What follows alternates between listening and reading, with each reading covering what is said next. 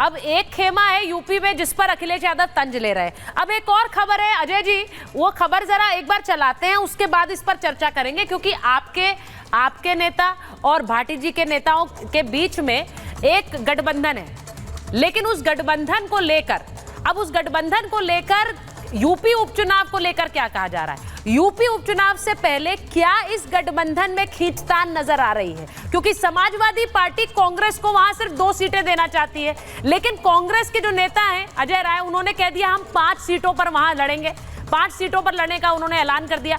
अब ऐसा कहा जा रहा है कि कांग्रेस के इस फैसले से समाजवादी पार्टी खुश नहीं है, इसीलिए जो खड़गे जी के घर पे बैठक हुई 23 तारीख को, उसमें भी समाजवादी पार्टी के नेता नहीं गए। अब इस खबर में कितना दम है? ये कहा यह जा रहा है कि अभी यूपी उपचुनाव की सीटों को लेकर एक खींचतान है। तो अजय जी, इसी पर आ रही हूं, क्योंकि ये खींचतान साइकिल पर तो बैठे हैं, लेकिन कहीं उस साइकिल के पहिए एक दिशा में नहीं चल रहे हैं क्या? ऐसा है कि आप उपचुनाव में 5 सीटें चाह रहे हैं? देखिए सुचेरिता जी, आपने जो सवाल पूछा, हाँ, अपने अपने तरीके से मतलब लगाते रहिए। हमारे यहाँ बिल्कुल सब चीजें ठीक हैं और उत्साह की बात होती है तो कांग्रेस के कार्यकर्ता और कांग्रेस के नेता और कांग्रेस के जो लोग हैं, अध्यक्ष हैं, वो अपनी मांग रखते हैं। हाईकमान में तय होगा, निर्णय दिल्ली से होगा कि भाई कितनी सीटें हम मांग रहे हैं, कितनी सीटें मिलेंगी। तो हमारे बीच कोई ना मतभेद है, ना हमारे बीच कोई विभाजन है किसी भी तरह का। हाँ, आपकी एक चीज़ मैं बताऊं, अभी आप कह रहे थे कि समाजवादी पार्टी और कांग्रेस सरकार गिराना चाह रहे हैं। अरे भाई, जिसे भगवान श्री राम ने गिरा दिया हो, भगवान बद्री विशाल ने गिरा दिया हो, उसे हम गिरा के अपने ऊपर क्यों अपने आरोप लगवाना चाहेंगे कि हम गिरा देंगे? वो तो अपने आप ही गिर गए हैं। अब तो सवाल ये है, सुब्रमण्यम स्वामी साहब का मैं एक स्टेटमेंट पढ़ रहा था, मतलब 2 सीटों से खुश हैं आप? अगर 2 दे दी आपको? भाजपा के नेता हैं, उन्होंने कहा कि योगी जी, आप शाह जी और मोदी जी को नहीं जानते, मैं जानता हूं, आप रह नहीं पाएंगे बस। तो ये तय है 60 दिन का समय जो उपचुनावों के लिए दिया है, और सबसे पहले एक रणनीति अच्छा, 60 दिन का समय दिया, उसके बाद कुछ उसके बाद पहले ही हो जाएगा उपचुनाव, पहले हो जाएगा फाइनल। सुने, उसके बाद ये अध्यक्ष जी से एक इस्तीफे की पटकड़ा लिखवा दी कि आप मैं इस्तीफा देने जा रहा हूँ, प्रदेश अध्यक्ष भूपेंद्र चौधरी जी ने। तो ये एक सिस्टम है नंबर 1 और नंबर 2 का। उत्तर प्रदेश की हार को ये पचा नहीं पा रहे हैं। अच्छा, अब उत्तर प्रदेश के हालात बहुत खराब है, भ्रष्टाचार की तो सारी आप देख रहे हैं। छात्रों को, जो अनुसूचित जाति के छात्र, पिछड़े वर्ग के छात्र, अल्पसंख्यक के छात्र, उनको वजीफे बिल्कुल नहीं मिल पा रहे हैं। 6-6 महीने हो गए हैं, सरकार अपने केवल सरकार बचाने के चक्कर में लगे हुए हैं, ये ना काम कर रहे हैं। ये तो अजय जी इतने दिन से आरोप आपके चल रहे हैं। मैं तो आज दिल्ली पर फोकस कर रही हूँ, क्योंकि दिल्ली से एक बड़ा मैसेजिंग बीजेपी के लिए है। मैं बताऊं क्या हो रहा है? नहीं, दिल्ली से एक बड़ी मैसेजिंग बीजेपी के लिए है, लेकिन वो यूपी के लिए भी तो होगी ना उपचुनाव में। इसीलिए मैं उपचुनाव जरा स्पेसिफिक रहते हैं ना। आप लोग ठीक है, अगर 2 सीटें आपको मिलती है उपचुनाव में, भाई उनकी ज्यादा सीटें आई लोकसभा में, वो मांगेंगे ज्यादा सीटें। हमें 2 मिले, या 1 ना मिले, या 5 मिले, या 3 मिले, ये निर्णय हमारा निर्णय है, आपस में हम तय कर लेंगे। कोई तो बहुत अच्छी बात है, भाटी जी कह रहे हैं 2 मिले या कोई ना मिले, हम आपस में तय कर लेंगे। लेकिन तो आप 10 के 10 लड़ सकते हैं। फाइनल 10 सेकंड और दीजिए सुचित्रा जी। हाँ ठीक है, बोलिए। मैं फाइनल ये बताना चाहता हूँ, दिल्ली हॉट है बाबा, दिल्ली जबरदस्त अपने आप। ये तो नीति आयोग का तो बहाना है। अच्छा, देखिए, एक शेर सुन लीजिए कि पहले ये तय करो कि वफादार कौन है, और फिर वक्त बताएगा कि गद्दार कौन है। तो ये तय हो चुका है, उत्तर प्रदेश में सत्ता परिवर्तन है। केशव मौर्य जी बिल्कुल पटकथा में लिखकर तय हो चुके हैं कि अगले मुख्यमंत्री हैं। हम और आप फिर बैठेंगे, और बाबा कोशिश कर रहे हैं कि किसी तरह से बचा लिया जाए। ये हमारे सूत्र, हमारी जानकारियां हैं। हो सकता है पता नहीं आप इससे तो आपकी जानकारियां तो वही होंगी जो उनको नुकसान पहुंचाने वाली नहीं। आपकी कौन सी फायदा पहुंचाने वाली जानकारियां होंगी? 14 करोड़ लोगों में भाजपा को छोड़ दो, और उनकी बात बता रहे हैं आपको। जो 14 करोड़ वोटर है, जनता तो 26 करोड़ है। तो ये देखिए, अच्छा एक बात बताइए, सत्ता परिवर्तन की बात करें हर्षवर्धन जी, एक बार आ रही। योगी ही क्यों जरूरी है यूपी के लिए? 5 साल हो गए, दूसरे 2 साल हो गए, और लोग नहीं है क्या भाजपा में? भाई और लोग भी तो होने चाहिए। अच्छा, कौन है भाजपा में अच्छे नेता? कौन है जरा बताइए ना, जिनको ये पहली बार आप भाजपा के नेताओं की तारीफ करेंगे योगी जी के अलावा। योगी जी को छोड़ दीजिए, बताइए ना कौन से अच्छे नेतृत्व क्षमता रखने वाले नेता बीजेपी में है, जरा तारीफ करिए। नहीं, परम ज्ञानी ये सेल कंपनी के रूप में बैठे हैं। अब आप सुचेरिता जी कुर्सी पे आप ये लिखती बीजेपी का सिंबल और उसे दिखाती कि बीजेपी ने भेजा नहीं है। अगर और पार्टियां सपा करती तो आप स्पष्ट बोलते हैं। मैंने भाटी जी से कहा, उन्होंने शुरुआत में आते ही पूछा, क्योंकि वो भी एक स्कोरिंग पॉइंट होता है कि देखिए हाँ, बीजेपी ने भेजा नहीं है प्रवक्ता। मैंने माना बिल्कुल नहीं भेजा, ये बात स्पष्ट है, इसमें कोई गुरेज है ही नहीं भाई, जो बात सही है वो सही है।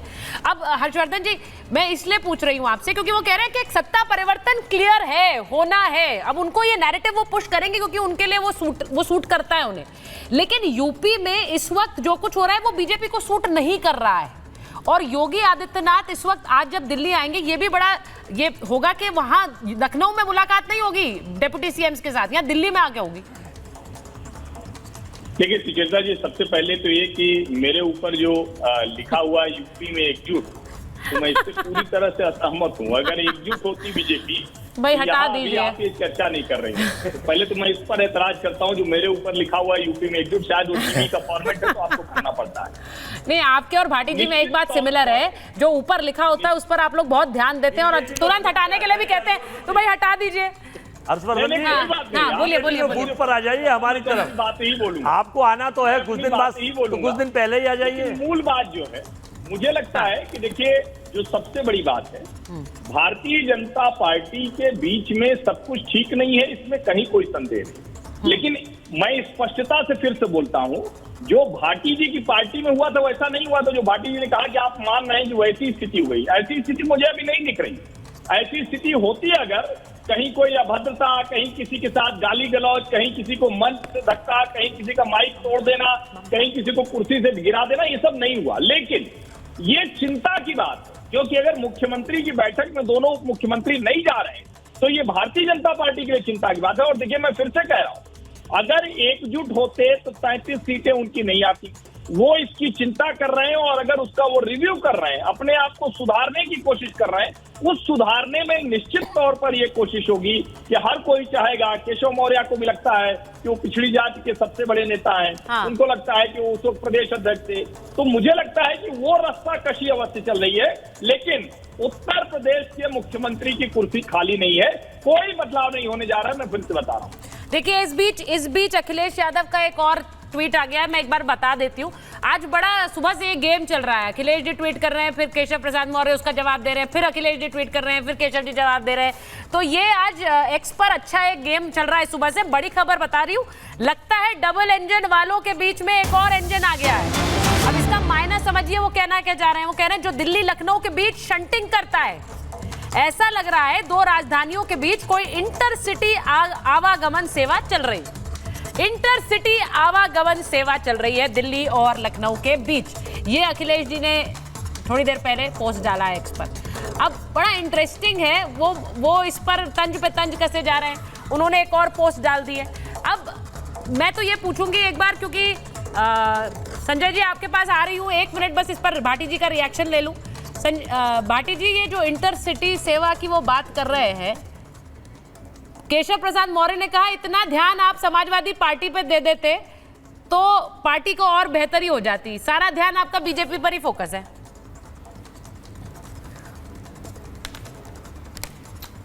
अखिलेश यादव जी समाजवादी पार्टी पर पूरा ध्यान दे रहे हैं। एक एक विधानसभा सीट पर, एक एक जिले पर उनकी बहुत पैनी हुई नज़र रहती है।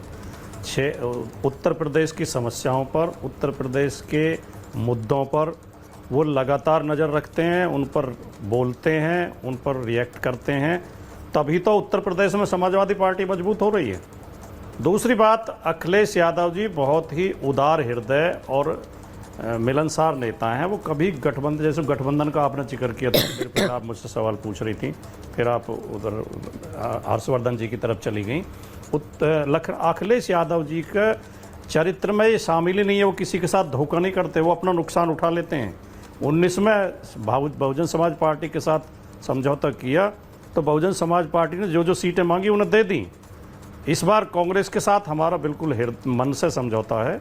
अखिलेश यादव, अब ये जो 10 सीटों पर उपचुनाव होना है, इनमें से 5 सीटें समाजवादी पार्टी के विधायकों ने खाली की हैं, 3 सीटें बीजेपी ने खाली की हैं और 1 सीट राष्ट्रीय लोकदल ने और 1 सीट निषाद पार्टी ने। तो जो 5 हमारी हैं उनमें तो कोई लड़ाई नहीं है, उनमें तो भारतीय जनता पार्टी कहीं दूर दूर तक मुकाबले में नहीं है। वो 5 तो हम एक तरफा जीतेंगे। इनकी जो 5 है लड़ाई तो उसमें लड़नी है हमें, और हमें उम्मीद है उनमें से 3 या 4 सीटें हम जीतेंगे। भारतीय जनता पार्टी 1 या 2 सीट तक सीमित रह जाएगी और इस उपचुनाव के बाद परिस्थितियां और बदलेंगी। और जैसे इनके अंदर की खबर आ रही है कि अभी योगी जी को उपचुनाव तक रोक दिया गया, स्टे दे दिया गया, जैसे कोर्ट से स्टे मिल जाता है नहीं, तो 1-2 महीने का स्टे दे दिया गया है। ये बाकी तो इनकी खबरें अंदरूनी समाजवादी जो पार्टी के संघर्ष है, दफ्तर से आ रही हैं और सर। ये ये डबल इनके यहाँ इंजन से आ रही है, पता नहीं है, ये आपके दफ्तर में बन रही है, ये आपके दफ्तर में बन रही है, इनके दफ्तर से आ रही है कि यहाँ पे देखिए अभी स्टे लग गया, अब स्टे हट गया, अब खबरें केपी सबके मौर्य बनने पास वाले। हैं। अभी अजय जी ने कुछ थोड़ी लोग देर पहले खबरों को ब्रेकिंग दी थी, बोल देते हैं, उन्होंने कुछ कह दिया छिपा जाते हैं। अब बस